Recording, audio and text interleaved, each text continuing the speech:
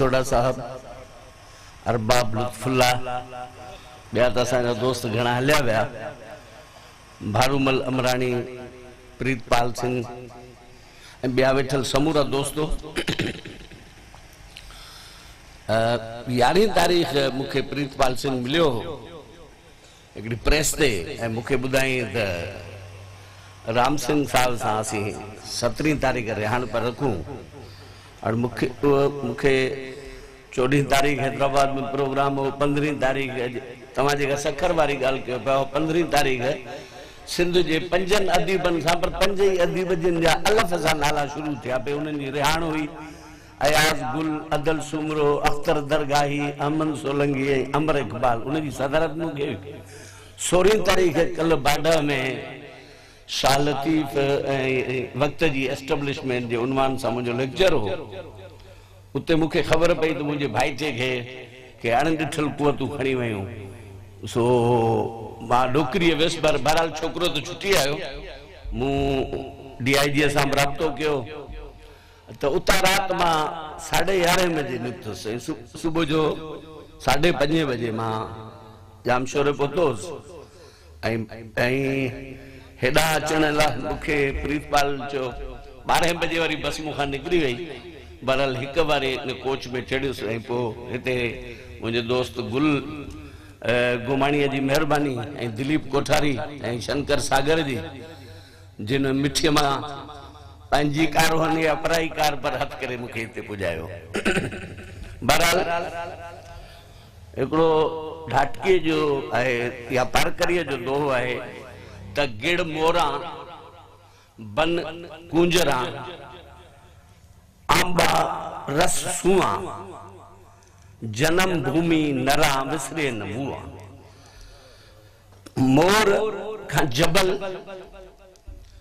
ऐं कुंज खां बन ऐं तोते खां अंब जो रस नथो विसरे ऐं जेको मर्द माण्हू आहे मुर्श माण्हू आहे उनखां जन्म भूमि मरण खां को बि न विसरंदी त मां सम्झां थो इन दोहे जो मुजस्सिम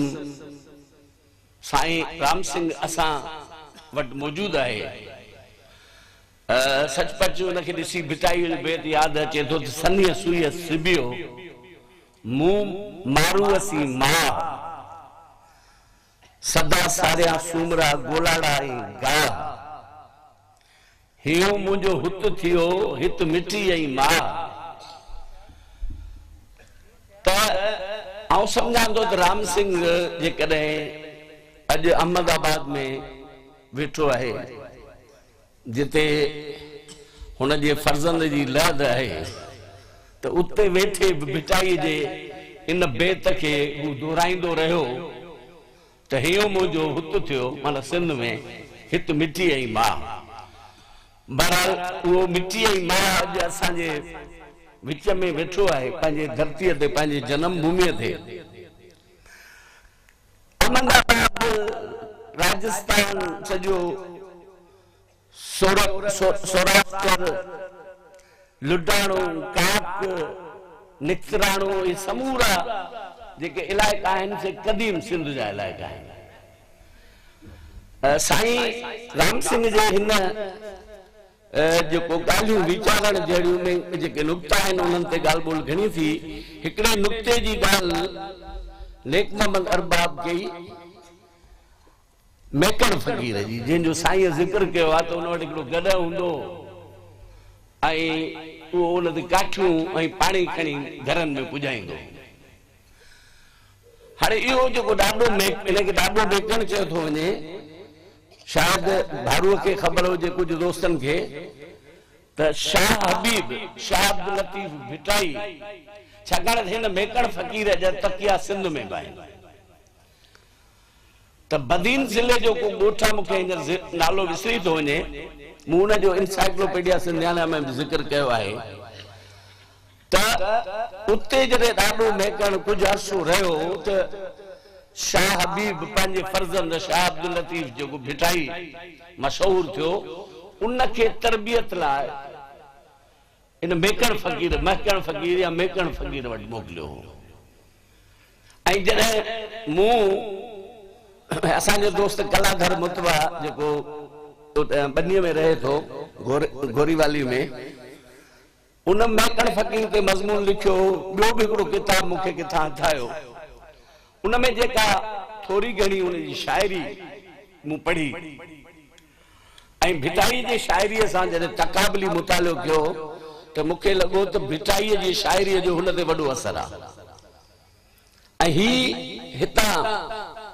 भरिसां वेड़ी जप जेका आहे, हिते जेको पारबरम फ़कीर हो उहो ॾाढे मेकण जो शिष्य हो।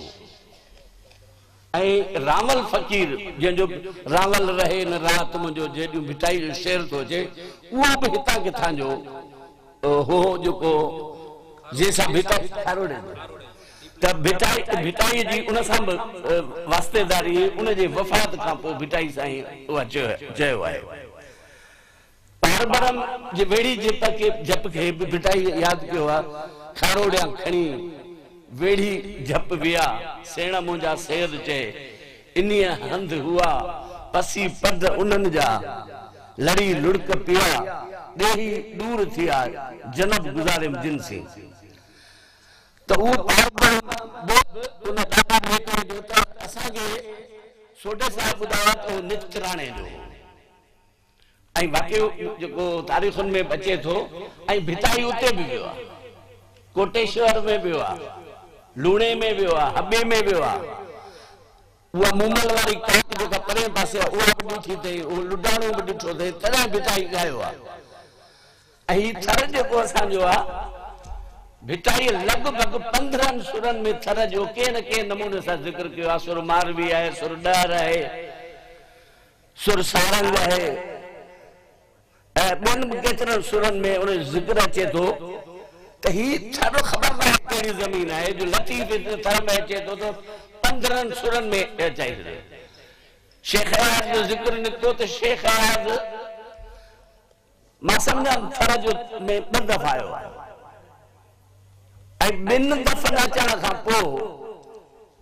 हुन जी तव्हां आत्म कथा पढ़ो त सॼो थर उन में समायो पियो आहे। हुनजो जेको अकन नीरा खुलिया किताब पढ़ो, वलीराम चवंदो आहे त उन में हुन थर जा उहे लफ़्ज़ इस्तेमाल कया आहिनि जेके असीं ॻाल्हाईंदा त ज़रूर आहियूं पर उनजी माना लिखण लाइ सोचींदा आहियूं। ऐं शेख उनखे तुज़ माना मूजिब इस्तेमाल कयो आहे। हाणे थर में मां पहिरियों दफ़ो 77 में आयो हुउसि हेमंत चंदाणीअ जे शादीअ ते। ऐं मूंखे यादि आहे त मां जॾहिं थर में उठ ते चढ़ी ऐं जेको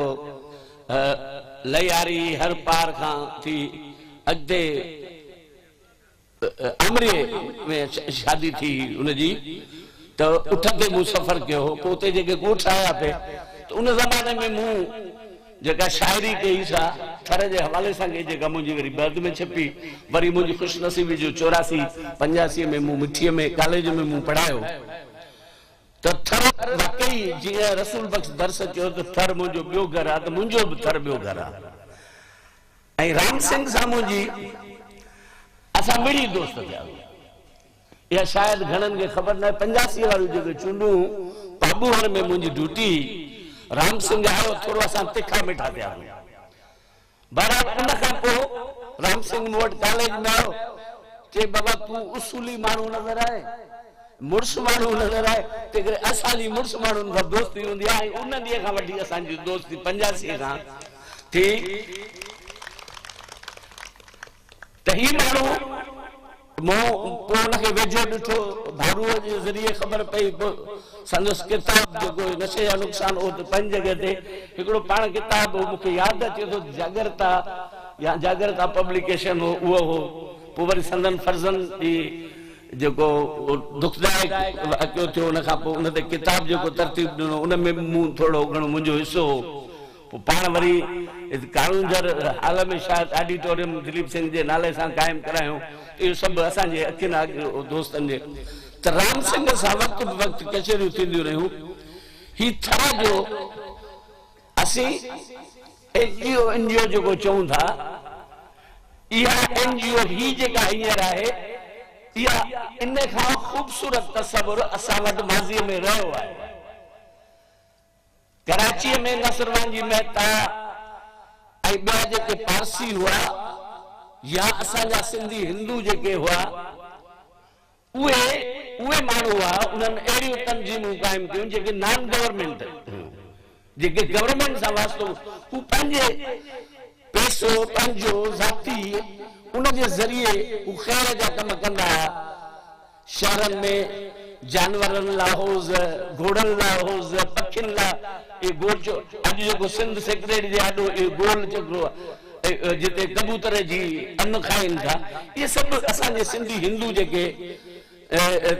सखी हुआ उन्हनि इहे शयूं क़ाइमु कयूं त सिंध जेका आउं चवंदो सिंध 7 मज़हबनि जो मर्कज़ आहे। उनमें एनिमिज़म माना साहबान खे ख़ुदा मञणु बेजान खे ख़ुदा मञणु जेको इब्तिदाई सनातन धर्म जेको हिंदू धर्म आहे उनखां अॻु जो उनखां पोइ जॾहिं ब्राह्मणनि इहो वर्ण सिस्टम शुरू कयो त पोइ उनजे ख़िलाफ़ जेको बुद्ध थियो त बुद्ध धर्म ठही वियो। जैन थियो महावीर जैन जंहिंजा गोड़ीअ जा मंदर आहिनि जिते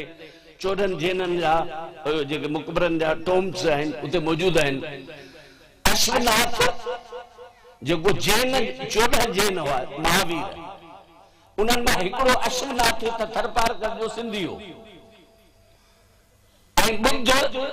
2500 साल अॻे बुद्ध जी जेका वॾे में वॾी काउंसिल थी उहा सिंध में थी बुद्धनि जी उहा थर में थी हुई तारीख़ूं लिखनि थियूं। मां जॾहिं 84 में मिठीअ में लेक्चरार थी आयुसि तॾहिं जावेद जब्बार ऐं डॉक्टर गफ़ार बिलू हिते आया पोइ मूंखे चयो वियो त तव्हां हिन ॾे ॾाढो आजियाणी बि तकरीर कयो थर जो पस मंज़र उते मूं तकरीर में चयो त हिते जैन जा त मंदर मिलनि था रायचंद मंगाराम ओझा ऐं ॿियनि बि ॼाणायो आहे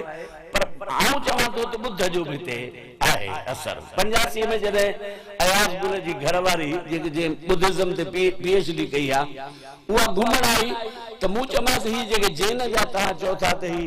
नंढनि नंढनि सोराखनि वारा जीअं धारे में सोराख ॾींदा आहिनि इहे तव्हां वेंदो गोड़ीअ मंदर में तव्हांखे नज़र ईंदा चईंदे इहे जैन मूं चवंदा इहे बुद्ध जा बि आहिनि। कमल जो गुल चईंदे हिंदू धर्म में बि आहे जैन में बि आहे मूं चयो बुद्ध जो बि आहे ऐं हिते बुद्ध जो ज़रूरु असरु रहियो। तव्हां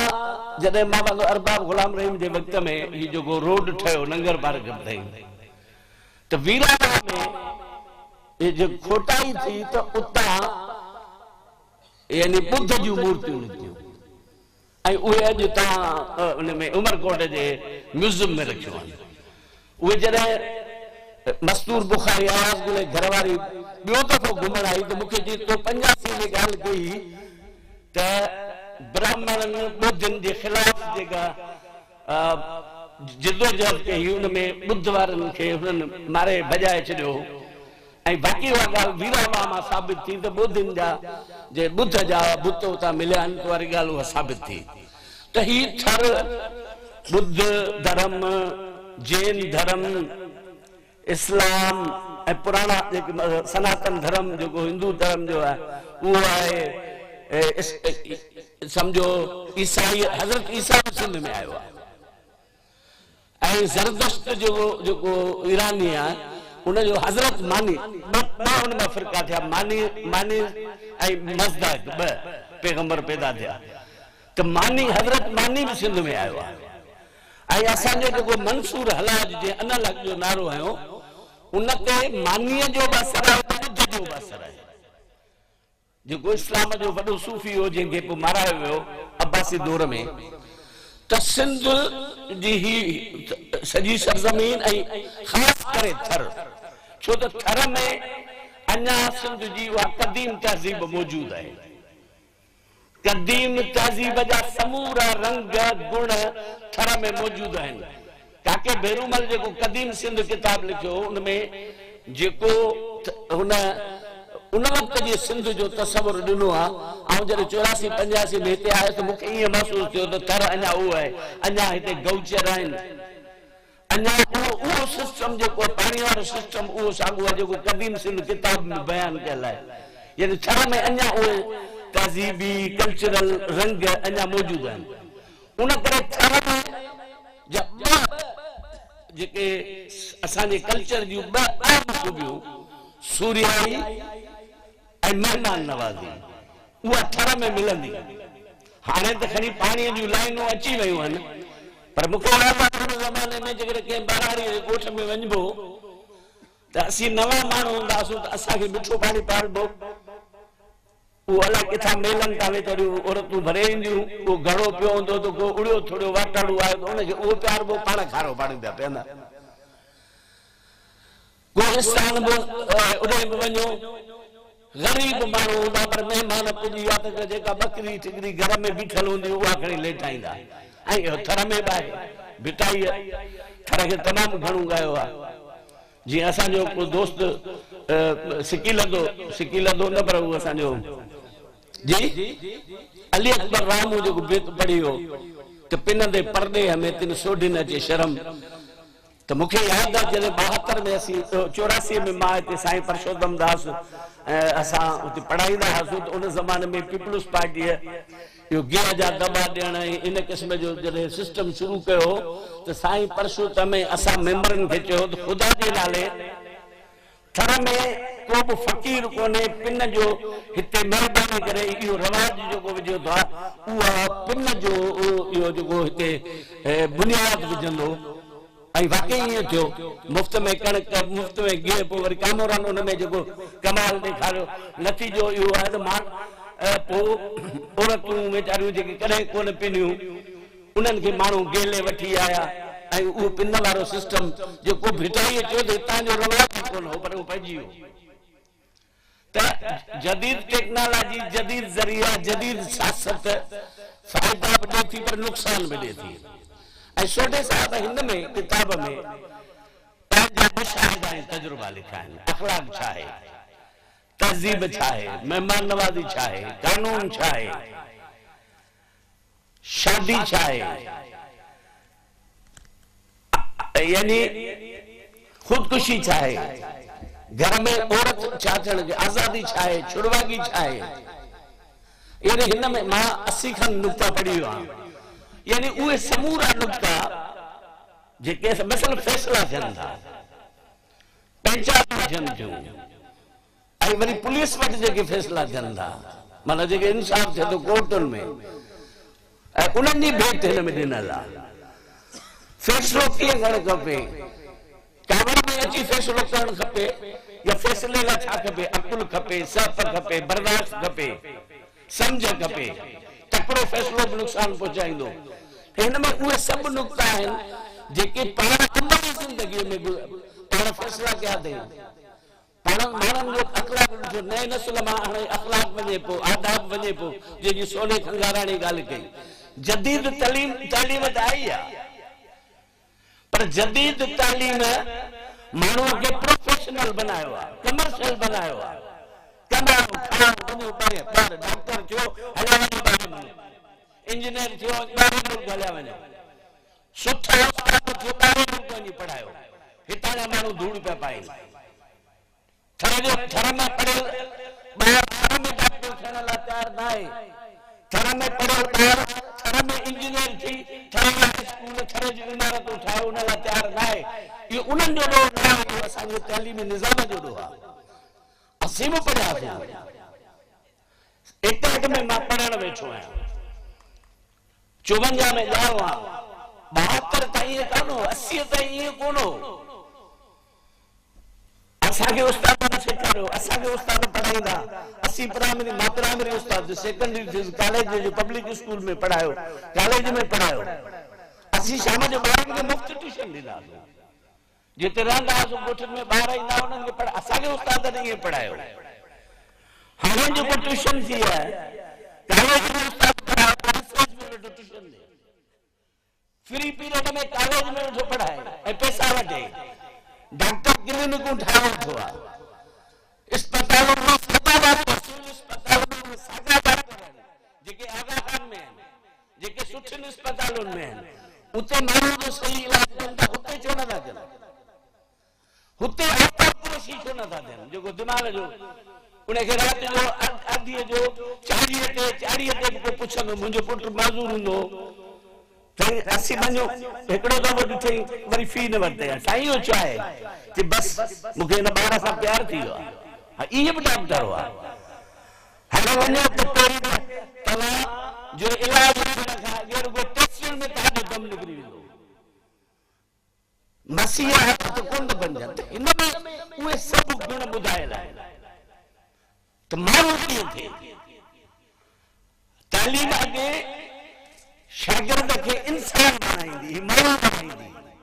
हाणे तालीम मशीन थी बनाए, रोबोट थी बनाए। त असांखे उहे तहज़ीबी गुण, मसलन सिंध में कोयलो आहे, सॼी दुनिया में आज़ाद मुल्क जेके थींदा आहिनि उहे पंहिंजा वसीला पंहिंजे ज़रूरतुनि मूजिबि खोलींदा आहिनि। हाणे असांजो छा थो थिए त असांजे वसीलनि ते काबिज़ मक़सद आहे, फ़ैसिला मक़सद थो करे। मुराद अली शाह जूं रोज़ रड़ियूं पई पवनि। सिंध असेंबलीअ जूं अॻे साईं जीएम साहिब रड़ियूं कंदो, चवंदा काफ़िर आहे, मुल्क जो दुश्मन आहे। अॻे हिकिड़ो सराइकी शाइर हो, उन लिखियोसीं केडी तख़्त लाहौर दे आशिक़ बोज़दार, पाण बि जेल में त किताब बि जेल में। हाणे ज़रदारी साहिब चयो आहे त असीं तख़्त लाहौर जा ग़ुलाम थियण लाइ तयारु न आहियूं। उन ॾींहुं मूंखे रिफ़त आबाद सराइकी शाइर मिलियो, मूं चयो अज़ीज़ बोज़दार जेका फलाणे साहिब ॻाल्हि कई, अॼु पाकिस्तान जे हुकूमत जा मर्कज़ी ऐवान फतेह थी चुका आहिनि तुंहिंजे नारे हेठि। हीअ सारा वसीला आहिनि। थणे जो मसल हाफ़िज़ चई हो न, बदीन मां तेल निकितो। भाई बदीन त सोनू थियो ई कोन न, बदीन जो तेल बदीन ते इस्तेमालु कोन थियो। ॾहकीअ जी गैस ॾहकीअ जे ॻोठनि खे कान मिली, पर कराची खे मिली, लाहौर खे मिली। सुईअ जी गैस, भाई सुईअ जे आसपास जे ॻोठनि खे मिलणु खपे, जंहिंजो नालो सुई गैस। भाई जितां जी पैदावार ख़र्च थियणु खपे न। भाई असां गोड़ो गोम न ठाहे बाबा, पाणीअ खे, गंदे पाणीअ खे, इंसान कुश पाणीअ खे, पखियुनि जानवरनि खे जेको मारींदड़ पाणी निकिरे थो केमिकल, भाई उनखे धके पाइपनि में मोकिलियो न। भाई हितां किरोड़ ख़र्च था कयो, ओपन छॾींदो त माहौल ख़राब थींदो असांजो। पखी ईंदो, पखी मरंदो, पखियुनि जी जिन्सूं ख़तम थींदियूं, जानवरनि जूं जिन्सूं। इहा सम्झ में कंहिंखे नथी अचे। छो त बाबू ॿियनि वटि सिंध जो माण्हू सिंध जूं बाबू पंहिंजे हथ में न वठंदो, कुझु फ़ाइदो कोन थींदो। इहा जेका तरक़ी थींदी, सोनू गंगाण ॼाणे थो तो थर जी कहिड़ो फ़ाइदो ॾींदी। जेकॾहिं थर जे ॻोठ जो 50 उन्हनि खे घर ठाराए ॾियो, उन्हनि खे सभु, उन्हनि खे बिजलियूं ॿियूं सहूलतूं इन्हनि वसीलनि मां ॾियो त माण्हू सम्झनि त असांखे भई अलाए 100 ॾींहंनि ते बि हड़ताल थी। उनजो हल छा निकितो त राम सिंह सोढो सिंध ते अंग्रेज़नि 1843 में कब्ज़ो कयो, पर सोढनि जे करे 1859 ताईं थरपार कर अंग्रेज़नि खे न मिलियो। रतन सिंह फांसी खाई हो, उनजी घोड़ीअ जो सुंभ लॻो पियो आहे उमरकोट जे हिन उते। रतन सिंह खे फांसी अचे थी, घोड़ी गायब छॾे थी ॾे, यानी जानवर में सदा उधी सिंह विड़ियो पंहिंजा परवट सां। उधी सिंह आयो, भूरो बजायो,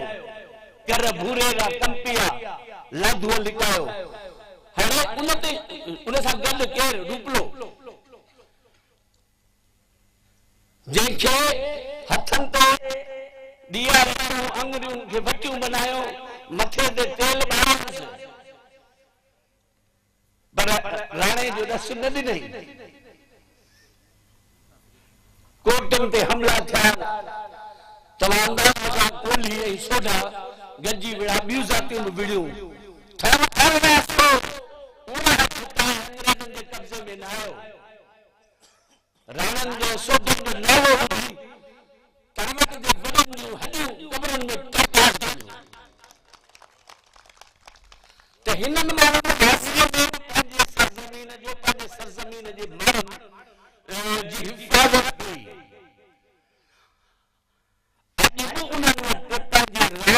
भाई अमीर हसन अरबाब छो था तव्हां गायो तोगाची अरबाब खे छो था गायो अल्लाह जुड़े अरबाब खे छो था गायो जे मौलाना अमन मराह जो कुरान शरीफ छपरायो छो था धरायो भाई उहे वॾेरनि खे गारियूं था ॾियूं जागीरदारनि गारियूं था ॾियूं पोइ उहे ही बि त वॾो साईं वॾो माना ज़मीनदार रहे असां जे ॻोठनि में उहे वॾो जिन वटि एकड़ ज़मीन बि न हुई वॾो जेको इंसाफ़ करे जेको माण्हुनि जेको जे वटि इज़त माण्हुनि जी इज़त ऐं लज महफ़ूज़ हुजे असां वटि ॿाहिरि जेको कल्चर आहे उन असांजी पग खे ख़तम करे छॾियो असांजी उहा जेका वॾेरा स्कूल खोलाईंदा हलंदा शायदि स्कूल न खोलायो जा ग़रीबनि खे नौकरियूं न वठाए ॾिनियूं जा हसन अली अफंदी ॿिया जेके बि ॾिसो उहे जेके सखी मर्द हुआ उन्हनि स्कूल खोलाया अॼु बि यादि आहिनि उन्हनि जा नाला तव्हां अॼु बि यादि कयो था कांबू कांद जो नालो यानी सखावत में आहे जाम सादिक अली खे खणी छॾियो भले उहो जदीद दौर जो पर उन जूं बि ख़ासियतूं उहो जंहिंसां हिकिड़ी कंहिं चङाई कई त उनखे निभाए ॾींदो हो असां जेको आहे न पंहिंजे तहज़ीबी क़दरनि खे विञाए चुका आहियूं हिन किताब पढ़ण सां तहज़ीब अखलाक सीरत इंसानियत मोहबत प्यार कुर्म कबीलो उन जो फैसला कीअं कजनि कचहरियूं कीअं कजनि नंढे वॾे जो अदब कीअं कजे हाणे असां वटि मोबाइल घर में 8 भाती हर को मोबाइल खे लॻो पियो आहे पाण में वास्तो ई कोन्हे रिश्तो ई कोन्हे भाई ये जिन ठाहिया आहिनि हिंदुस्तान में कंप्यूटर सिटी आहे दिल्ली में हिंदुस्तान वियो आहियां कंप्यूटर सिटीअ जा माण्हू एतिरो कंप्यूटर जो या मोबाइल जो इस्तेमालु कोन था कनि जेतिरो असीं था कयूं ऐं अलाए छा छा लिखूं अखलाक में किरनि था भाई हिन मां मालूमात वठो ऐं क़ौम जो फ़ाइदो ॾियो मां शायदि चन्नी सिंह जो भाउ वेठो आहे उनजो साहुरे मान सिंह जी मेहमानी ज़ाहिद मुंहिंजो वेठो आहे दोस्त ज़ाहिद मां सरफराज राजेड़ असीं वियासीं जयपुर में असीं 3-4 ॾींहं मान सिंह जा महिमान थियासीं साईं हमीर सिंह हितां फोन कई उहे होटलूं रेस्टोरेंट जिन जी राति जो 50,000 या 30,000 महिमान जो रेंट हूंदो असांखे मुफ़्त में उते असांखे पंहिंजनि बच्चनि सां गॾु मानी खाराई मान सिंह यानी उते हिते जॾहिं आयो डॉक्टर अली नवाज़ साहब मूंखे ख़बर पई मां अजरक खणी वञी मिलियोमांसि ॾाढो ख़ुशि थियो त ही सोडा हुते जो माहौल थोरो असांखां एडवांस आहे त हुते सोडनि छा कयो त पंहिंजा किला उन तब्दील कयूं हिकिड़ो म्यूज़ियम कयूं हिकिड़ो हिसो रेस्टोरेंट करे छॾियूं जदीद दौर जे तकाज़नि सां तव्हां वञो उन म्यूज़ियम में वञो तव्हांखे जदीद तरीन म्यूज़ियम लॻंदा उन में उहे तलवारूं रखियूं आहिनि उहे हथियार रखिया आहिनि उन दौर जूं शयूं पर गॾोगॾु ही जेको कुदरती निज़ाम आहे उन जो माज़ीअ में कहिड़ा तरीक़ा इस्तेमालु थींदा कास्मोस जा उहे समूरा उन म्यूज़ियम में आहिनि ऐं रेस्टोरेंट वञो त कमाल जूं आहिनि घर में वञो तव्हांजी जेका महिमान उहा क़ाइमु रखियो वेठा आहिनि हथाम जदीद आहिनि तरीक़ेकार जदीद आहे टेबलूं जदीद आहिनि पर उहा त हिन किताब पढ़ण सां असीं पंहिंजे रवायतुनि पंहिंजे तहज़ीब पंहिंजे माण्हुनि ऐं पंहिंजे धरतीअ ॾांहुं मोट खाईंदासीं जेकॾहिं हिन किताब जो असां मुतालो कंदासीं हिकिड़ो नुक़्तो नंढड़ा सादी ॿोलीअ में इस्तेमालु कयल आहे ऐं राम सिंह खे त सलाम पेश करियां थो पर प्रितपाल खे वधीक सलाम पेश थो कयां जंहिं न रुॻो राम सिंह जी ही ॼाण असां ताईं पहुचाई पर उन शख़्स सां असां समूरनि खे मिलायो कचहरी कराई ऐं असां उन जा गुण ॻाता तव्हांजी महिरबानी साईं पण चाहूं था आजाद होती ही चमन, पण चाहूं था आजाद होती ही चमन, आसमान ते अमर जा कबूतर उड़न, की न गबरो कुसन ऐं न माऊं हिजन, ए वतन तुंहिंजी विक विक ते बीहड़ा वसन। ताज साहब का पोइ मीर बुलेदी जी शायरी ॿुधाइण जो नंबर अचे थो, पर मीर जे लाइ वॾो इम्तिहान आहे। मीर बुलेदी जिन जी आशनाई आहे या न आहे त अॼु थींदी। मीर बुलेदी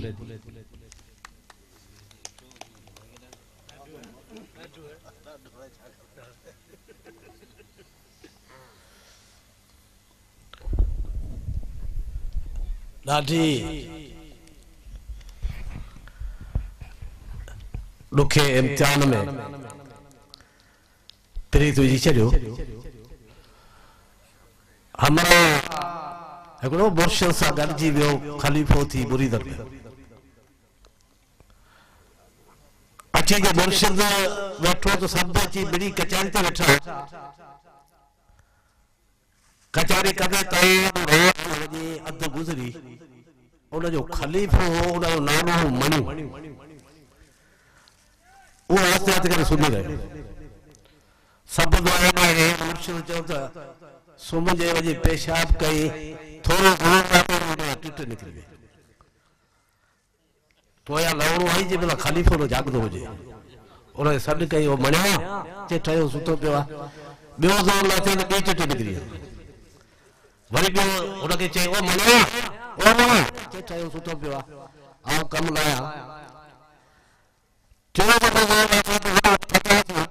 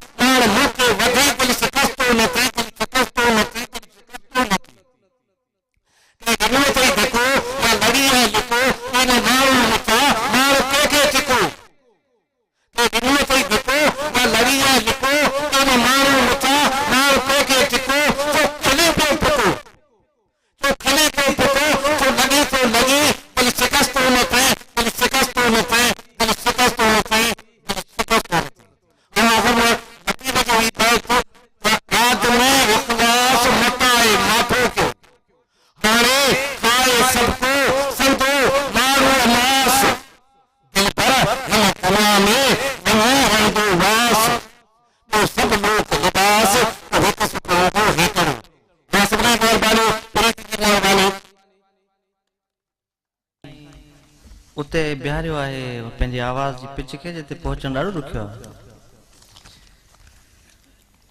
अबड़ो वॾ वड़ो सौ वड़ो,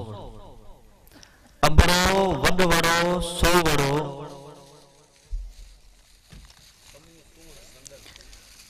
समो सूंह सभन, तंहिं दर सभु अचनि, कंध न कढे केच धणी, कंध न कढे कच धणी। अबड़ो वॾ वड़ो सौ वड़ो, समो सूंह सभन, तंहिं दर सभु अचनि, कंध न कढे कच धणी। काफ़ी ॻाल्हियूं थियूं त कच्छ ऐं पंहिंजे थर ऐं सिंध खे हुन पासे खे इहो जेको बॉर्डर आहे उन जे हुन पार वरी अलॻि अलॻि पे जेको ॻाल्हियूं थियूं, पर काफ़ी साथियुनि चयो त इहो सॼो हिकिड़ो आहे, त कच्छ ऐं थर जो हिकिड़ो पाण में जेको सुबंध आहे उहो अॼु बि जारी ऐं सारी आहे। हिते जेके अबड़ा आहिनि या समा ॼाम आहिनि, उन्हनि ॼामनि जो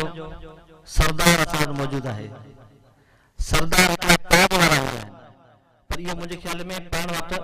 बेताब बादशाह जो रक़ब सिर्फ़ु अमीर हसन खे मिलियल हो, ऐं उन अमीर हसन जो अक्स ऐं तस्वीर असां साण आहे अरबाब लुत्फ़ अल्लाह साहब। अरबाब लुत्फ़ साहब खे असांजी चाहिन आहे त ॿुधूं, पाण सिंध असेंबली जा मेंबर आहिनि। अरबाब साहब प्लीज़ मुख़्तसरन असां सां ज़रूरु मुखातिब थियो।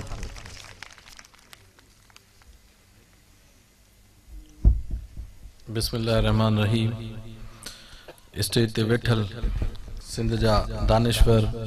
मौज़िज़ महिमान ऐं थरपारकर खां कुंड खां आयल सोढा ऐं मुख़्तलिफ़ ज़ातनि बिरादरीनि जा दोस्तो, अस्सलाम वालेकुम, नमस्ते, मुजरो साहब। ऐं प्रीतपाल ऐं आबा टोपे जे दोस्तनि जो थोराइतो आहियां, जंहिं सिंध जे दानिश्वर ऐं अकाबरीन ऐं थिंक टैंक चइजे उन्हनि खे ॿुधण जो मौक़ो ॾिनो, हिते सॼनि खे गॾु कई ऐं हिकिड़ो गुलदस्तो ठाहे हिते पेश कई। तव्हां जस लओ। अॼु हिकिड़े सवाल जो जवाबु मिलियो। ऐं नंढे हूंदे खां ॿुधंदो आयुसि, मुंहिंजे पंहिंजे ॾाॾा जे नाले अरबाब ताज मोहम्मद जे नाले, उनजी सखावत, दानिशमंदी, दूरअंदेशी, कानून मां सम्झणु ऐं अॻियां जी 50 साल जी रथाबंदी करणु ॿुधंदो आयुसि त कीअं कंदा हुआ। पर इहो मुंहिंजी ख़्वाहिश हुई त आउं ॾिसां ऐं सिखां, पर उहो ॾिसी त कोन सघियसि। पर ॾाॾा जो हिकिड़ो शागिर्द राम सिंह सोढे जी सूरत में मूं ॾिठो, जंहिं जी दानिशमंदी, सचाई ऐं ग़लति शइ माशरे में हुजे, उनजे ख़िलाफ़ हिकिड़ो ॼणो थी बीह ऐं उनजे ख़िलाफ़ बग़ावत करणु, इहे शयूं मूं उन मां ॾिठियूं ऐं उन मां सिखियूं आहिनि। मूं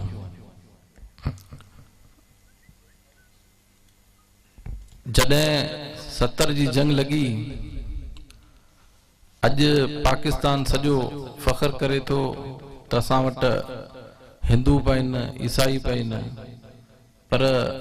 ॿिए पासे जा हिंदू काफ़ी माइग्रेट थिया 47 में, पर हिते जो हिंदू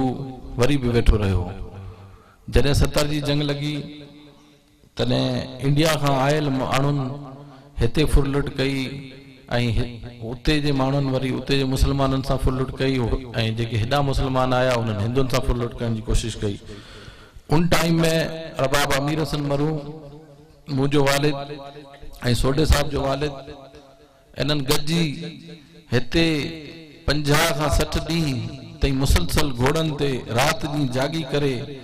ऐं हिते पहिरेदारी कई। ऐं अॼु जेको हिते हिंदू थरपारकर में आहे, उहो उन्हनि जी कोशिशनि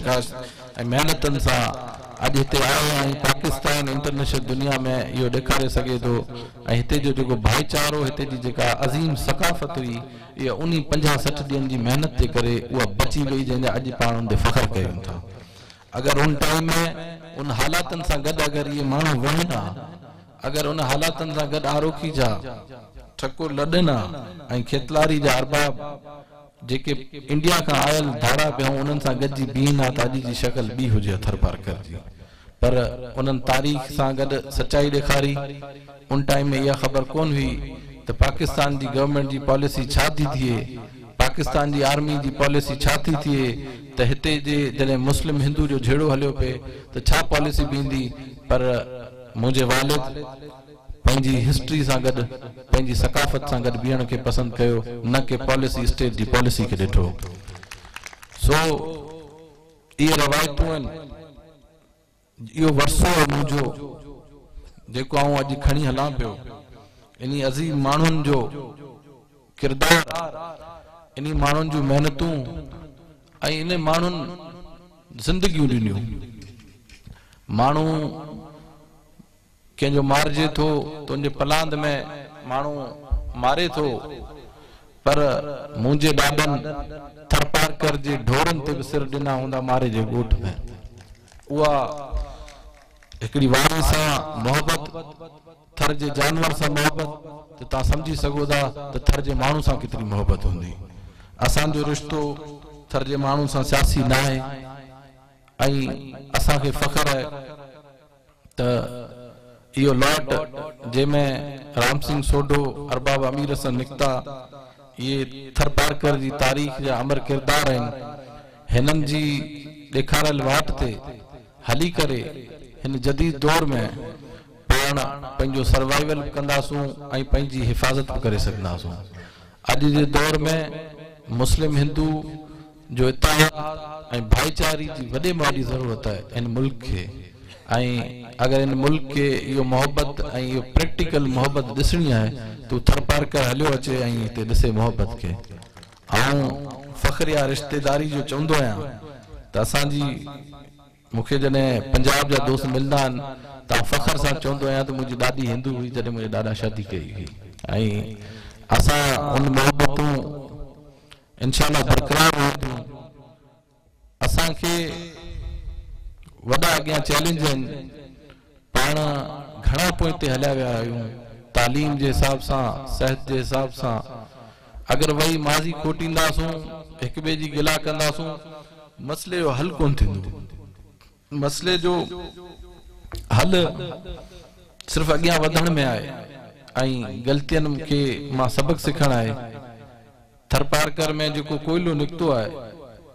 इहा कोयलो पंहिंजे लाइ नेमत आहे, पर अगर इन मां पाण फ़ाइदो न वठी सघियासूं ऐं इनखे यूटिलाइज़ सही न करे सघियासूं, पंहिंजो इहो वजूद जे लाइ वॾे में वॾो ख़तरो बि इहो आहे। हिकिड़ी दवा आहे, अगर लिमिट में वठो था त फ़ाइदो ॾिए थी, लिमिट खां क्रॉस करे थी, उहा ई दवा तव्हांखे मारे थी। असां जैसी जंगी बुनियादनि ते सियासत खां हटी करे सियासत तालीम मां न ख़तम कई ऐं अवां जेके राज जा चङा माण्हू ऐं हिते जेके माण्हू वेठल आहियो, इन्हनि सियासी माण्हुनि खे जेसी मास्तरनि जी सिफारिश करणु बंदि न कई, तेसि ताईं तव्हांजी असांजी सॼनि जी को भलाई कोन थी सघंदी। तबाही हथो। सियासतदान मजबूर आहे पंहिंजे माण्हुनि जे अॻियां केॾो बि ताक़तवर हुजे, पर जॾहिं उनजो वोटर, उनजो सपोर्टर कंहिंजी सिफारिश करे थो तो मजबूर थिए थो, उन ते प्रेशर पवे थो।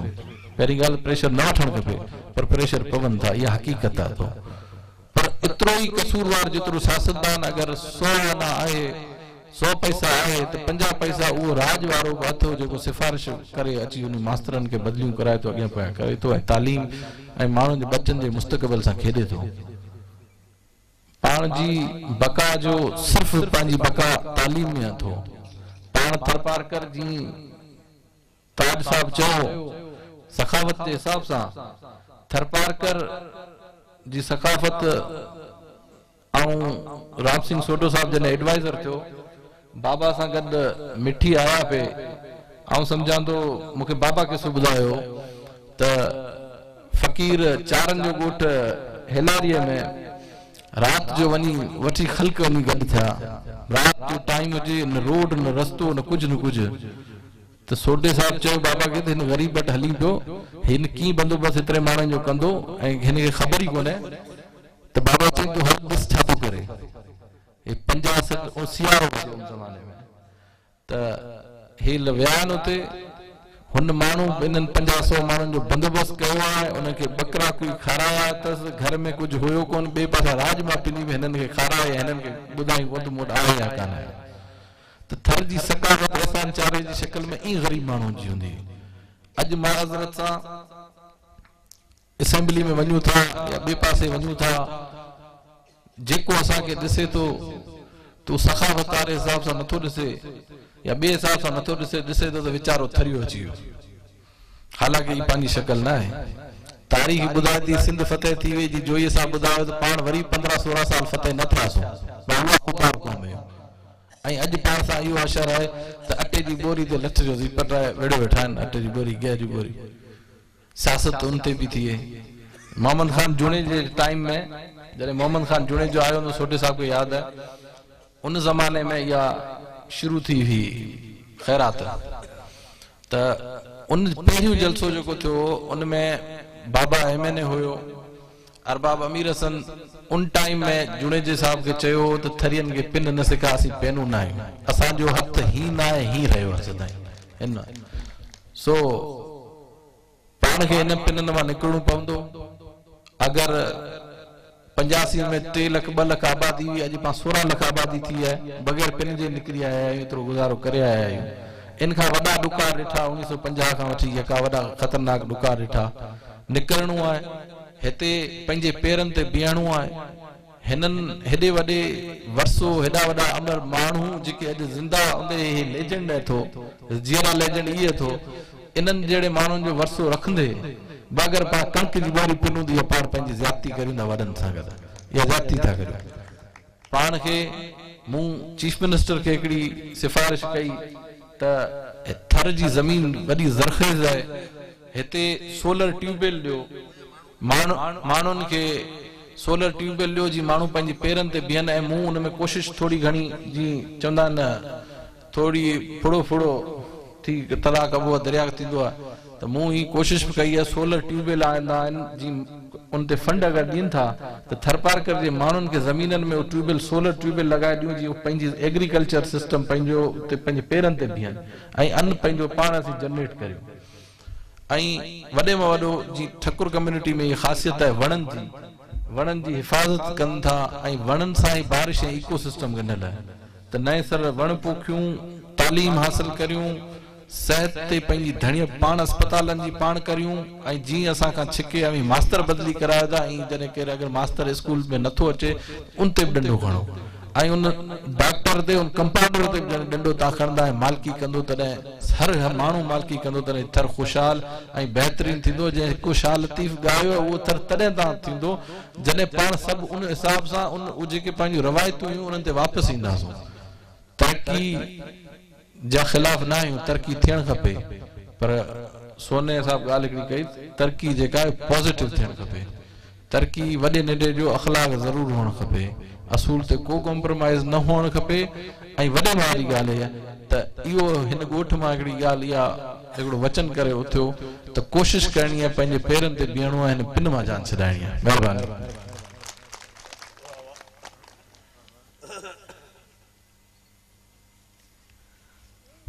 वॾी महिरबानी अरबाब साहब। तूं ढाटी ढट ॾाणी ढोला तुंहिंजो ढट, तूं ढाटी ढट ॾाणी ढोला तुंहिंजो ढट, तुरारी तोरिया त मुल्क में तुंहिंजो मट, लाए कलब कट अची खोड़ कना तूं काक में, अची खोड़ कना तूं काक में, राणा वे रही लाड़ो जो मेला से सुडा तुझ सही, बिंदी ॻाल्हि रही पर वकर पवंदी वल्हा। लतीफ़ साईं जे इन भलावनि बैतनि सां आउं सॾींदुसि कौर तेजेश सिंह साहब खे। तेजेश सिंह साहब ख़ासि तौर ते अमरकोट में असां वटि आया आहिनि, असांजी तमन्ना आहे त खेनि ॿुधो।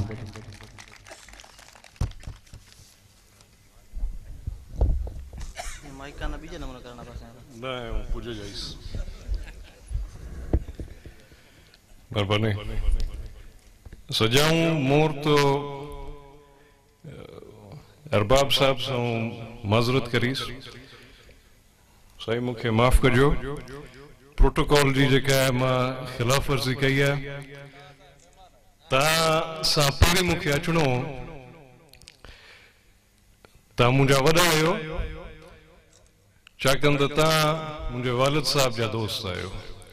त तव्हांजी उहा मुंहिंजे लाइ जेको आहे उहो आहे मां प्रितपाल सिंह खे अर्ज़ु कयो त ही मौक़ो अहिड़ो आहे जेको मां छॾ नथो चाहियां तंहिं करे मूंखे सिर्फ़ु तव्हां जेको आहे मिनट जी जेका आहे उहा गुंजाइश कढी ॾियो त हमें हूं थोड़ो डाटकी में आऊंदो कि सिंधी जेको है ना वो पछे थोड़ी मना दुखी पए थी तो हूं जेको है राम सिंह साहब रे सारों जेको है चंद जेको है हूं अल्फाज जेको है हूं कहण चाहूं तो राम सिंह साहब से जेको है मानी थोड़ी घणी जेको है वाक़फियत रही है जडे साहब जेको है मिठी सा एमपी था राम सिंह साहब जेको है डिस्ट्रिक्ट जेको है एडमिनिस्ट्रेशन में नायब नाज़िम था तो हूं नंढो हतो इतनी मुंहिंजी उम्र कोन्हे हती पर जेको बि जेको है साहब सां जेको है साथ रहनो है तो उहाँ सां जेको अपने थड़ रो जेको निचोड़ है जेको अपने थरपारकर रे समाज रो जेको निचोड़ है साबरी जेको है शख्सियत में मैं वो चीज ॾिठी है राम सिंह साहब अपना खुशी थी उसे जेको दौलत सिंह रो जेको हुनर छोकरो है अंग्रेजी में जेको स्पीच करान था त थल में एक कम्युनिटी जेके अक्सर जिक्र करां तो जेके न एज अ मोटिवेशन हूं एग्जांपल ॾियां तो मेघवाल कम्युनिटी जेको हूं अंग्रेजी रो बड़े अखर यूज करां परसिक्यूटेड एक कम्युनिटी रहनी तारीख वड़ा जेको है इत्थे शायर अदीब जोयो साहब जड़ा जेका जानू मानू है जेका न सजी जेको है तारीख खबर है कौम जेको है परसिक्यूटेड हमें वो कौम अपनी वो चीज सा निकरी है वो सिर्फ तालीम रे करे अज मांजे हूं एक प्राइवेट इदारे में जेको है थरपारकर में थरको लवा सुनियो से उहे में ड्यूटी करां तो जेको पोस्ट आए थी उहे में बिल्को नंबर जेको है मेघवाल कम्युनिटी रो छोकरो खणे तो कोई सिफारिश कोनी किए मिनिस्टर रो फोन कोनी किए एमपी रो फोन कोनी सिर्फ आपरे जेको वो मेरिट ते जेको आए तो छोकरो हमें एक एग्जांपल जेको है बीजी कम्युनिटीज रे सामने चाहे वो राजपूत कम्युनिटी हो कोली कम्युनिटी हो असान जेको मुसलमान रे जेको ब्रादर है सजान साहब जेको वो चीज है एंड दौलत सिंह वाले छोकरे जेको है ए अवान सामू जेको है ए ट्रेलर दिना थे कि जेको अवान जेको आपरे टाइम में जेको बिज जेको आप पोखियो तो वो हमें जेको असीं लुणा पे ए अवान जो खुशी थी उसे एंड मांजो ये अपने जेको है नई मांजी जनरेशन है ये तमाम घणो जेको है वो कॉन्ट्रैक्ट रहा तो एंड हूं अवाने खातरी दिया तो के अपना जेको हमें छोकरा तमाम कम्युनिटीज है हूं रुगो मांजे रुगो को राजपूत ब्रादरी री कोनी बात करना हूं अपने थड़ी छोकरा री बात करा चाहे मेडिसिन हो इंजीनियरिंग हो एंड हमें जेको एमबीए री तरफ भी जेको यहाँ रुझान वधे पियो हैदराबाद में कराची रे जेको है यूनिवर्सिटीज इवन अपर सिंध में भी जेको यूनिवर्सिटीज है उथे जाए जेको अपनी एजुकेशन हासिल करे पिया एंड मांजे इथे जेको इदारे में अप्लाई करे पिया अवाने ए बि जाने खुशी थी उसे कि मांजे हेग इदारे में जेको है 100 खां मथे जेको है इंजीनियर्स में वट कम करे पिया मांजे इदारे में थलो हेग टैलेंटेड छोकरो जेको है को घरे कोनी बैठो है वो में वट कम करे पियो मांजे इदारे में ये हूं फकर से हूं कह सका तो एंड हेग जेको है मौको ले हूं जेको अरबाब साहब रे कुलां ते जेको रखण चाहूं तो कि अरबाब साहब ए जी ब्लॉक 2 जेको एक जेको जे कंपनी में हूं कम करां पियो ये न दिनो है एड़े नमूने से हमारा 10 ऐं 13 ब्लॉक जेको है बीजा भी आइडेंटिफाई करे जेके में 2 ब्लॉक अड़ा जिते कम जो है शुरू थे गयो है। हमें जो खंगरानी साहब जेके चीज जो है निशानदेही करी, माने ख्याल से रऊमे साहब उरी तरफ जो है वांजी ध्यान डेराई, वो है कि अञा को अड़ी पॉलिसी को नहीं ठही है। मांझी कंपनी जे 200 या 300 करोड़ रोज फ्लाइट कम या सोशल डेवलपमेंट रो जे कम करा हुआ है, तो लीडरशिप रो जो तो फैसलो करो कि ना इत जे असी अरबे रुपए कमासा तो करोड़ों रुपया असाने इन्वेस्ट भी करनो पैसा, ये है लोकल मानवा रे सारो। तो ये अस्पताल ठाया, स्कूल रुको ठाया नहीं, माने जब कम दावा पियो, एक तो अपना इंफ्रास्ट्रक्चर जो तैयार थी रहा है, मैं जो चेक कर सो तो ये स्कूल है तो नहीं है, जो अस्पताल है जो मेडिकल स्टाफ नहीं, पर जेको बैठे नर्सिंग बैठो है, नर्सिंग में वो कम करा पे ये आवाज़ सुना सके तो जेको बाहर थे 100% जेको कम करा पे जेके तो मालिक कंपनी करोड़ों रुपया खर्च करी। हमें बीजे बैठा है जो कंपनी आया था वो इन्वेस्टमेंट करी भी करे, हमें है कि ब्लॉक में ना तो ले चाहूं पर भावर हमारा जो ब्लॉक कम करे तो से तो बाकी नहीं पा करे। अरे मीडिया में नहीं आण के पे रुको अपन जे विच में जो कोई बातें हले पे खटाऊ साहब तो को नहीं बैठाया तो गया पर ओए भला था तो हमें वो जो ब्लॉक में जो कम हला तो टोटल 100% जो चीनी करे पे अपना लोकल रो उत को नाम और निशानी को नहीं है, अपनो को छोकरो इंजीनियर को नहीं पे लगे, अपनो उत को ड्राइवर जो वो डंपर को नहीं कहीं को नहीं है। तो ये जो ये थलदा जो नुमाइंदा असेंबली में जो बैठा है अरबाब साहब, ये हमारे जो ये चीज ना जो खड़नो पैसा है, मांझी कंपनी में टोटल जो वर्कफोर्स है 70% लोकल थोड़ी है।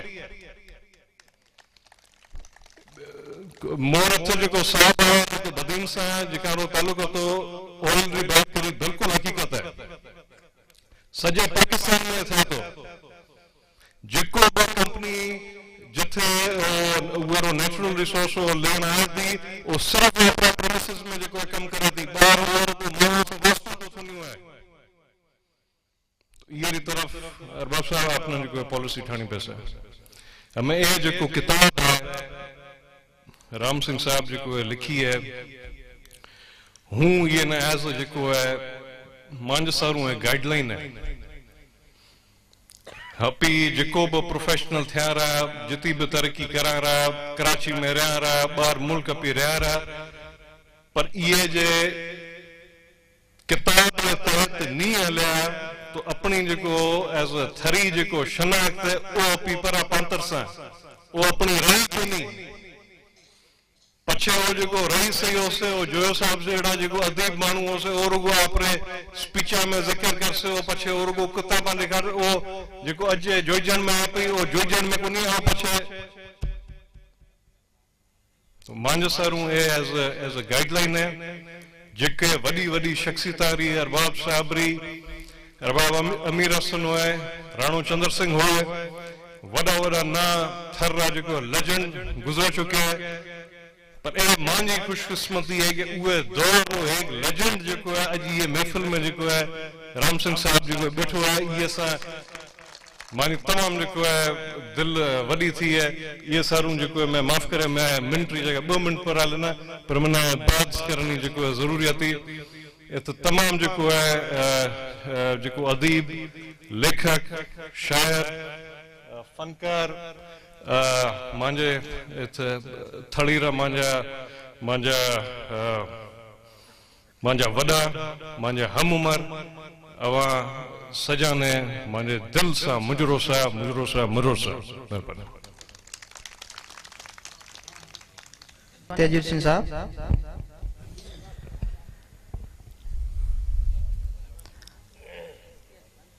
इतना हसीन और जमील मानू इत आप वट मौजूद है ये महफिल में तमाम घणो घणो पंध करे कराची में घारे में जावेद सिंह आयो है, जीलम सिंह कराची में आया है, नेत सिंह खास हुआ गोलाची मान बीजा साथी आया है, परे परे खा आया है, वो सजाना सुनण रो सजा जी मेहरबानी मञण रो तमामु घणो जेको आहे मुंहिंजे अंदरि उहो एहसास है पर सॼा न सुणे कोन थो सघिया राज सिंह साहब न बि कोन सुणे सघिया इहो मोहन जेको આપણો ચેરમેન है टाउन कमेटी डिप्लोरा उन भी कोन सुने तमाम घणा अहिड़ा सुणण जो मौक़ो था उन सुने कोन सघिया छाकाणि त आप प्रोग्राम थोरो देर से शुरू करियो ऐं है तमाम घणी देर थी चुकी है तो एक शहर है जो मुंहिंजे अंदर री अक्कासी करे तो अवांजे बदलियां री तर्जुमानी कर सा वो हूं सुनास पछे राम सिंह साहब ना भी सुन सा बहारें लौट आएंगी बहारें लौट आएंगी हवाएं गुनगुनाएंगी खुशी से मस्त होकर घटाएं लड़खड़ाएंगी नशे में चांदनी होगी फलक पे रोशनी होगी कुछ ऐसी रातें आएंगी झीलें मुस्कुराएंगी नजर पे फूल महकेंगे रंगीले पंछी आएंगे उदासी लौट जाएगी कुछ ऐसे गीत गाएंगे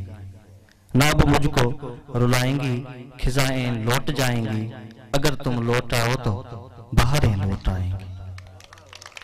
राम सिंह साहब।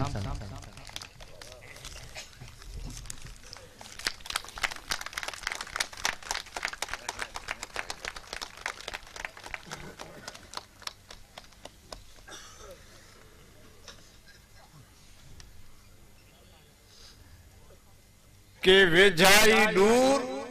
के दूरी वेझा के चढ़न न चित ते के विसरन न मूर काबिले एहतराम जनाब अरबाब लुत्फुल्ला साहब साईं मोहतरम जोयो साहब साईं खंगारानी साहब राम सिंह प्रोफेसर साहब मोहनलाल साहब पर जेकॾहिं नाला घणा वठंदुसि त के रहिजी वेंदा पर जेके तमामु घणी इज़त जे लाइक़ जेके तदीब आया कराची खां बदीन खां सांगड़ खां पर मुख़्तलिफ़ ज़िलनि खां जेके प्रीत साहब घुराया उन्हनि खे ॾिनो किन सां घणनि सां अॻे पुराणी वाक़िफ़ियत बि आहे के चंद हूंदा जिन सां थोरी घणी मुलाक़ात थी आहे उहे सभु ऐं तंहिंखां सवाइ ॿिया हिन थर जा असांजा प्रेमी भाउ अज़ीज़ करीब दोस्त घण घुरा सभु जेके थर खां बि जेको आउं ॾिसां पियो तक़रीबन सभिनी तबक़नि जा ॾिसनि था नंगर खां बि घणा आया आहिनि हिते मिठी जा डीपले जा छाछरे जा सभिनी खे दिलि जे गहराइनि सां जेके मिठी जा आया आहिनि पुराणा साथी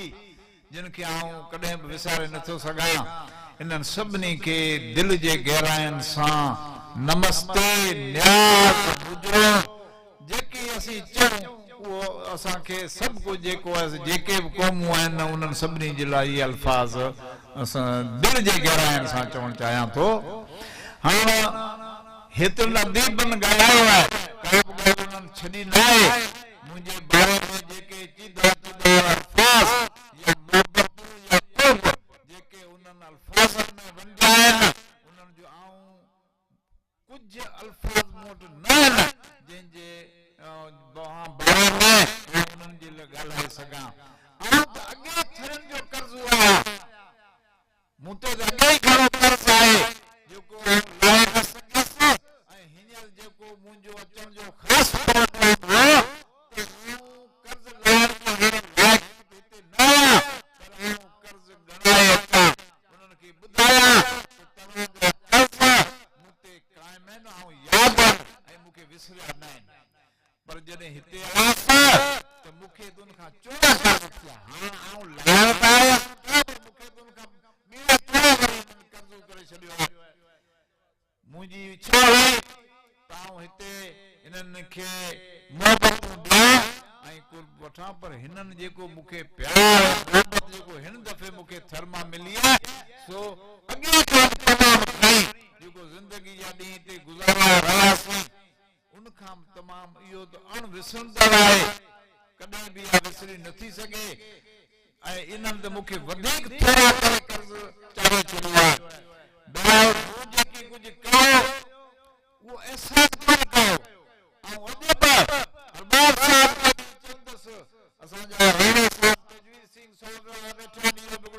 अब्बासी खानदान आहे जेको हमेशह पुराणो रहियो आहे, अरबाब साहबनि जो खानदान पुराणो रहियो आहे। हाणे इहे घणियूं ॻाल्हियूं जेकॾहिं सियासत जूं दोहराईंदासीं या कंदासीं, अरबाब साहबनि सां त मुंहिंजो सियासी तरह सां हमेशह घणो वास्तो रहियो आहे। अरबाब अमीर हसन साहब सां त आऊं सदाईं गॾु थियो वेठो आहियां, सियासत खां वठी, समाज खां वठी, फ़ैसिलनि खां वठी, इहे जंगियुनि जा अहवाल, उन्हनि में छा छा थियो, इहो हाणे आऊं हिते सभु दोहराइण नथो चाहियां, छाकाणि टाइम घणो लॻी वेंदो। उहो मुंहिंजो जेकी थोरो घणो तव्हांखे आत्मकथा मां न ईंदो, तव्हांखे इहे ख़बरूं मुंहिंजी लिखियल आत्मकथा में ज़रूरु कहिड़ियूं ॻाल्हियूं हूंदियूं तव्हांखे मिलंदियूं, उन्हनि मां तव्हां कुझु पढ़ी सघो था। उहो किताब छपजी बि चुको आहे, उहो ईंदो बि सही आहे हथनि में थोरनि ॾींहंनि में। त आउं अॼु बि चवां थो अरबाब साहबनि खे त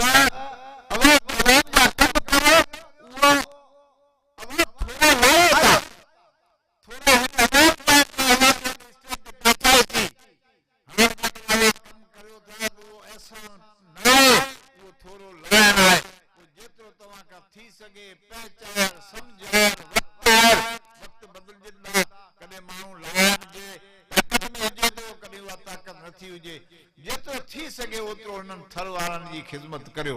ऐं हिननि हमेशह अव्हां खे इज़त ॾिनी आहे ऐं अव्हां कम कया आहिनि ॾुखियनि सुखियनि वक़्तनि में हमेशह, ऐं उहे बि माण्हुनि खे यादि आहिनि, यादि रहंदा। त हाणे इहे ॻाल्हियूं घणियूं वरजायूं आहिनि करे कोन थो त घणो टाइम त उहे ॻाल्हियूं हिकु हिकिड़े माण्हू जी जेको मूंखां घणियूं ग़लतियूं थियूं आहिनि, इन मुंहिंजी जेकॾहिं अॼु हिननि तारीफ़ कई आहे त आऊं सभिनी ग़लतियुनि खां बात आहियां, पाक न मूंखां बि ग़लतियूं थियूं आहिनि, कई भुलूं चुकियूं थियूं आहिनि, त उहे बि थोरियूं घणियूं ज़रूरु हुन में दुर्ज कयूं आहिनि, लिखियूं बि आहिनि। आऊं चवां थो असां सभिनी जो अख़लाक़ी उसूली कानूनी फर्ज़ बणिजे थो त असीं हिक ॿिए खां सिखूं। असां जेकॾहिं अव्हां खे सेखारियो आहे त असां अव्हां खां सिखियो बि आहे। पाण जेकॾहिं किथे कंहिं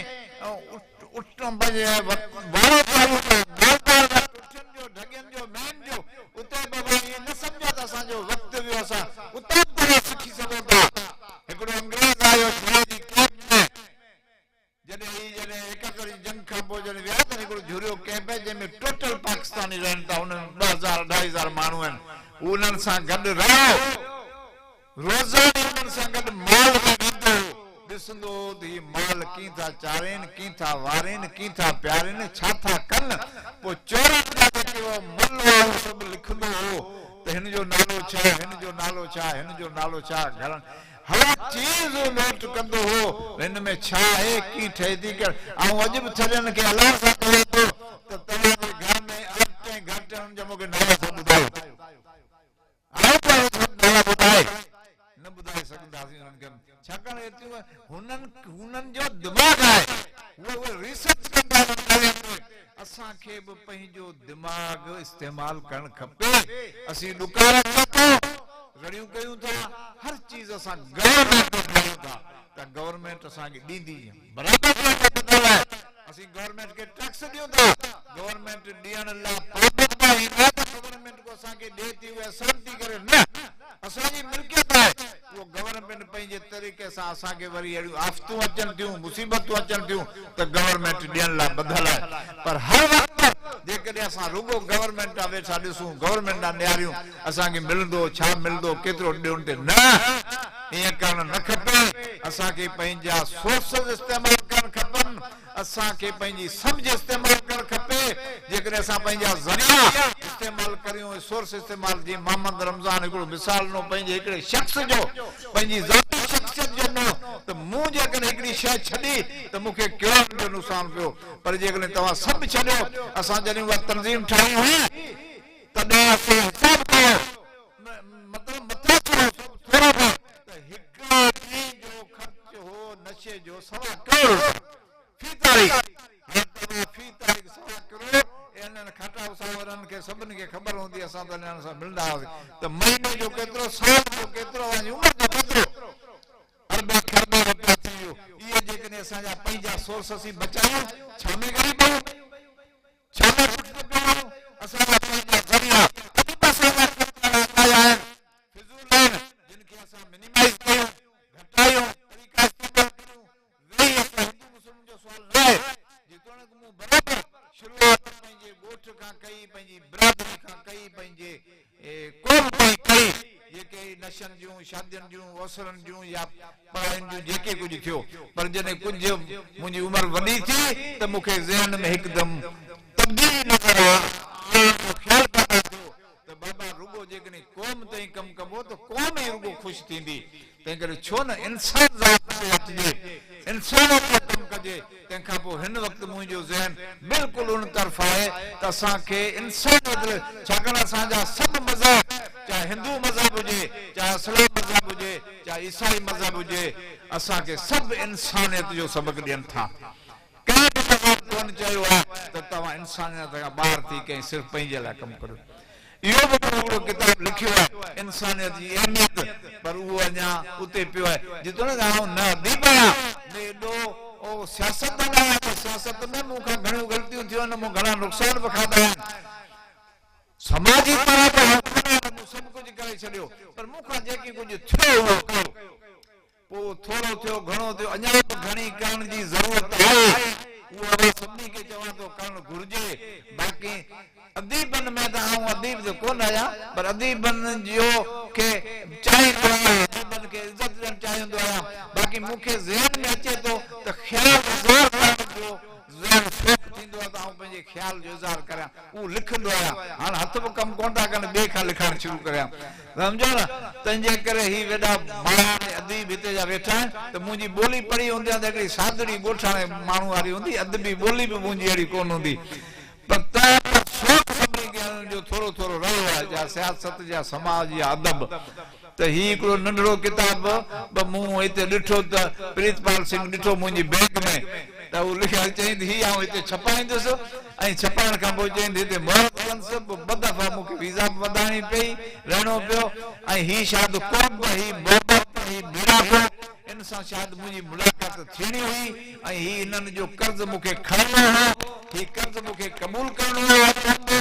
ऐं हेॾी मोहबत एतिरी मिली वई आहे जो आउं त चाहींदो, पर आउं पंहिंजे वसियत करे छॾींदो औलाद खे त हीअ तव्हां माण्हुनि जा कुर्ब जेको सो कॾहिं न विसारजो। बाक़ी जनम भूमि त विसरी नथी सघे, इहो नामुमकिन आहे। छॾण विसरण फ़र्क़ु आहे। छॾियो आहे ॿिया सबब हूंदा आहिनि, विसरण जा ॿिया सबब हूंदा आहिनि। मूं पंहिंजे छॾण जा आउं सम्झां थो ॿिया बि कहिड़ा हूंदा, पर मुल्क छॾण खां पोइ आउं वस जो साल ॾेढ हज़ार मूं पंहिंजो खुलियो ख़त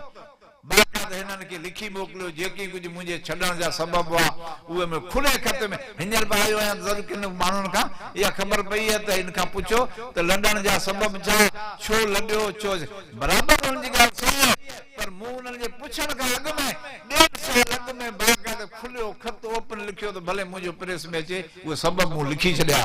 ऐं मूं जेकी थोरा घणा कारनामा कया या कुझु मूंखां पहुतो मुंहिंजे वसायल या मुंहिंजी सम्झ आहे, उहो मूं पंहिंजी आत्मकथा में सभु लिखी छॾियो आहे। मुंहिंजूं ओणायूं खामियूं थियूं आहिनि उहे बि मूं लिखियूं आहिनि। पर अॼु आउं सभिनी खे चवां थो त तव्हां इहे मतभेद हेठि पेठ छॾे इंसानी बुनियाद ते कमु कयो,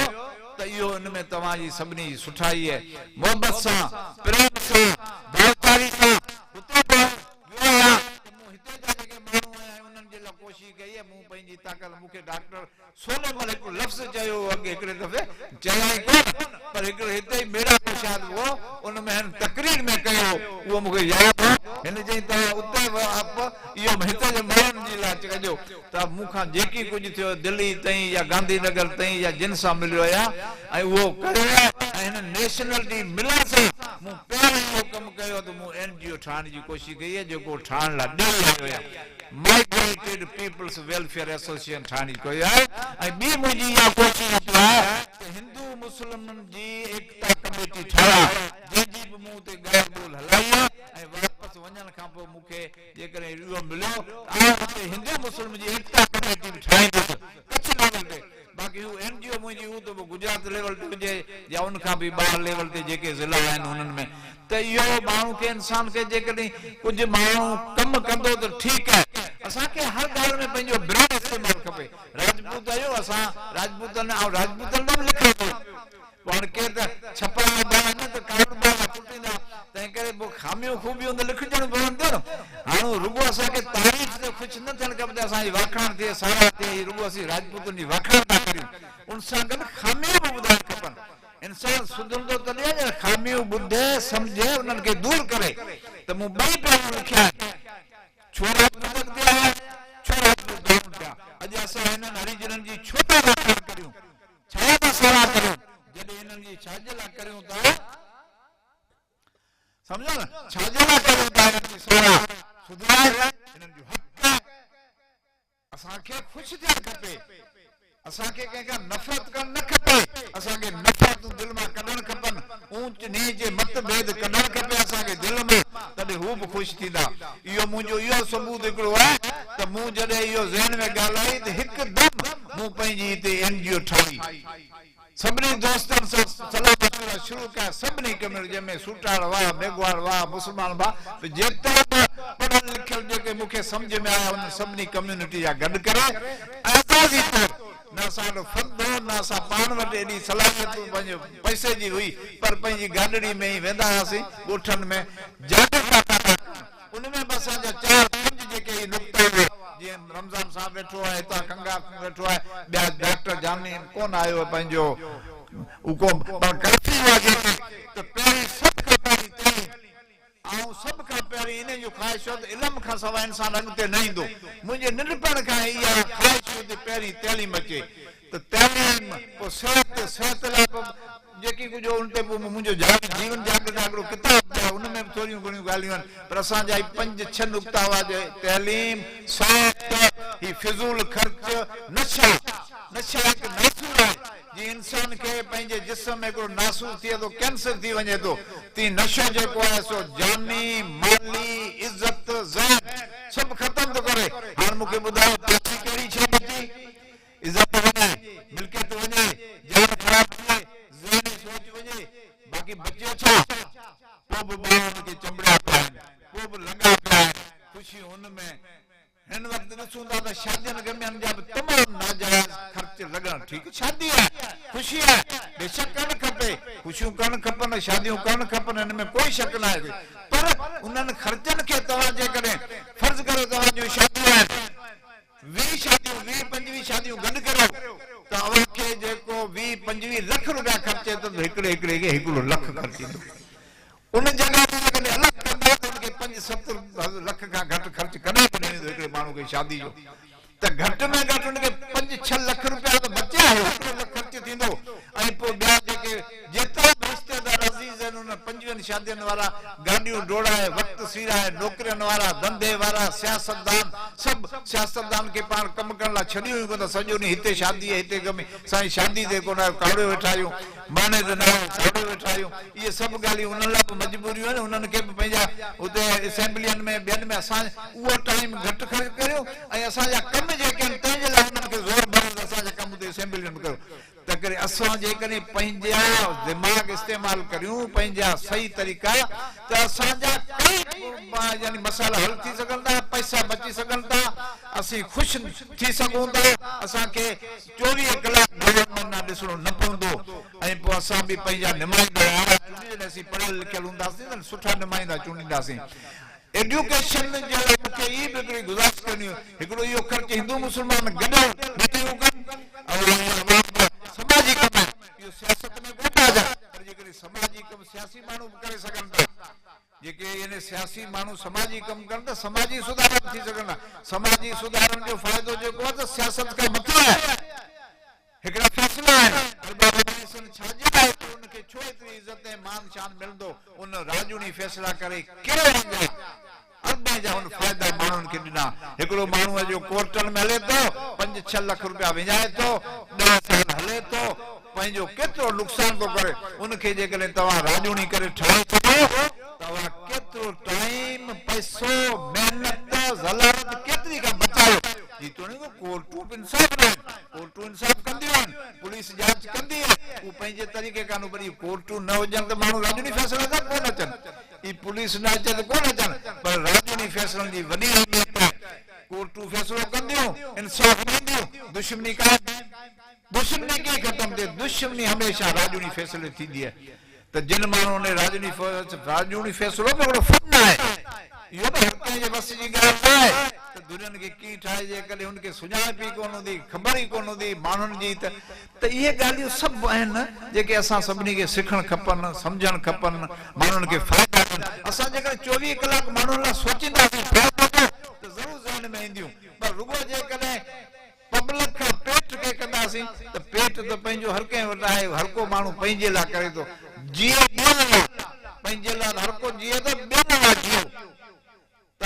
बाक़ी ॿियो एजुकेशन जे बारे में हिकिड़ी ॿी गुज़ारिश आहे, हिन दफ़ा ॾिठो आहे त एजुकेशन सुठी आई आहे, माण्हुनि जो धंधो बि आहे, पर हाणे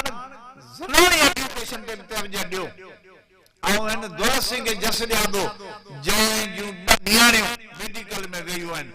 ऐं इन में रिकॉर्ड रखियो पंहिंजे राजपूतनि जो, ॿियूं त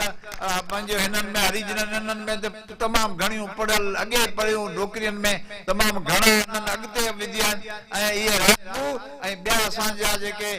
ख़ानदान आहिनि मुस्लमाननि जा वॾा ख़ानदान, उहो बि एजुकेशन नियाणियुनि में पुठिते पिया आहिनि, छाकाणि इहो असांजो परदे जे करे। राजपूतनि जो बि सख़्तु परदो, हिननि जी बि उहा परदे वारी ज़वात, परदो क़ाइमु रखो, पर जहिड़े वारो परदो न, परदो हुअणु खपे, बेपर्दगी न हुअणु खपे, कंहिं बि सुठी क़ौम खे या हर इंसान खे। मगर असां जेकॾहिं घरनि में रुॻो नियाणियुनि खे बंदि कंदासीं, उन सां रुॻो परदो उते ई ख़राबियूं थी सघनि। परदो ज़हन जो, परदो अदब जो, परदो अखि जो, परदो जिस्म जो, इहे ॻाल्हियूं आहिनि। ऐं परदो संभाल जेकॾहिं बाइक आहे, हुनखे आज़ादी, छोकिरो हुजे छोकिरी हुजे, वञे तुंहिंजी ख़बर ई कोन्हे कॉलेज में कॾहिं विया, कॾहिं आया, छा थियो, किथे पढ़नि था, पुरनि सां गॾु रहिजे, माइटनि सां गॾु रहनि। हींअर उते जेकॾहिं जेको गॾु रहनि हुननि जूं नियाणियूं पढ़ियूं आहिनि, नियाणियूं पढ़ंदियूं, पढ़ियल तइलीम हूंदी तॾहिं ॿार सुधंदा,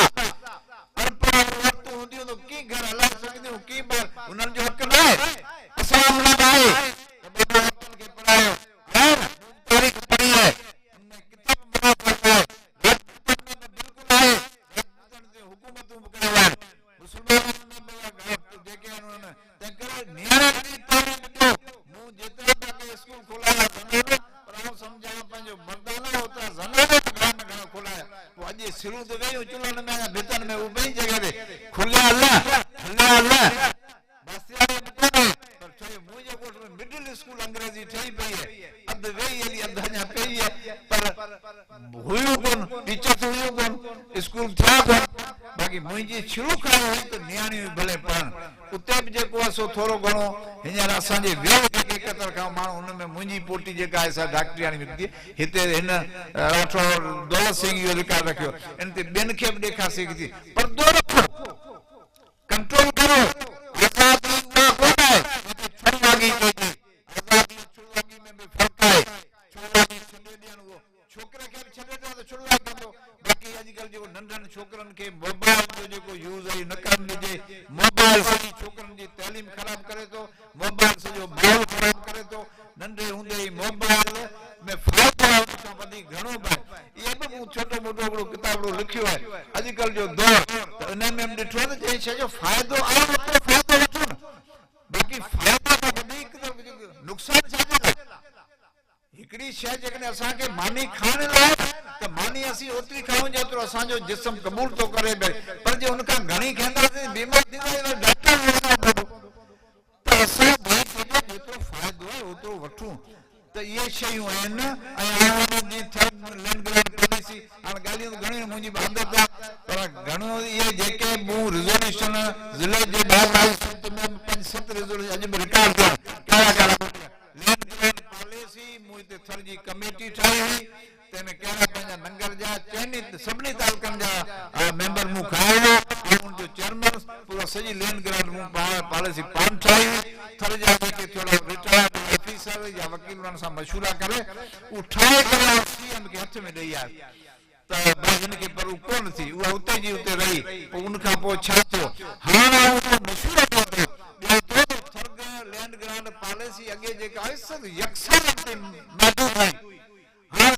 लैंड ग्रांट पॉलिसी में वॾी लेवल ते ठाहिणु खपे, जिते कोयलो आहे, जिते माण्हुनि जा कई इन मौत आहे, घर शिफ्ट थियनि था, बनियूं अंदरि अचनि थियूं, उन्हनि खे मौतनि जा हक़ आहिनि, ॿाहिरि कंपनियूं अचनि थियूं ऐं माण्हू बेघर थियनि था, उन्हनि खे पूरा राइट था मिलनि। इहो कानून में आहे, किथे वञनि त कोर्टनि में किथे वञनि, कहिड़े रूप सां वञनि। तंहिंजे करे लैंड ग्रांट पॉलिसी जे बदिरां लैंड ग्रांट एक्ट कयो वञे। त लैंड ग्रांट एक्ट असेंबली में अरबाज़ साहिब चवंदो मशवरो करे को पॉलिसी हुजे त ॾाढी सख़्त मतिलबु हुजे जंहिंते अमल थिए। कोर्टनि में सुभाणे माण्हू वञनि त कंहिं हैसियत न हुजे न, त अहिड़ा रूल्स ठाहिया वञनि, अहिड़ा ऑर्डिनेंस गवर्नमेंट ऑर्डिनेंस कढे त थर जे माण्हुनि जो फ़ाइदो थी वञे या ॿियूं जेके आहिनि। त मुंहिंजो इहे चंद अखर आहिनि जेके हिते अचण सां सभिनी माण्हुनि जी जेका आहे सा घटि में घटि ॿियो मतिलबु हिकिड़ो जेको ध्यान में अचे बसूं वञे असांजो मुंहिंजो बि फर्ज़ु आहे। सभु खां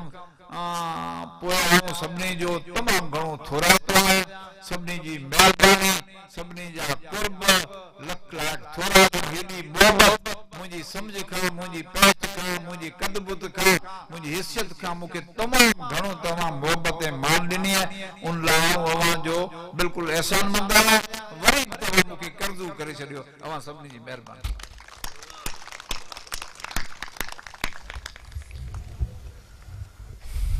वॾी महिरबानी राम सिंह साहब।